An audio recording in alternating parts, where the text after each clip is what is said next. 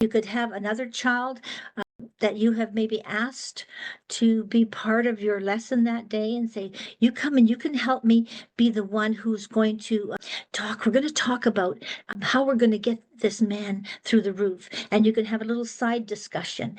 There's different ways that you could use your voice as sound effects. How would you make a sound effect? You can make them, they had to walk up a set of stairs. How would you make that sound effect? Can just stomp on the floor. Yeah, sure. Use the things that are there. Stomp your feet on the floor. All those different things. So you want to be able to draw them into the story.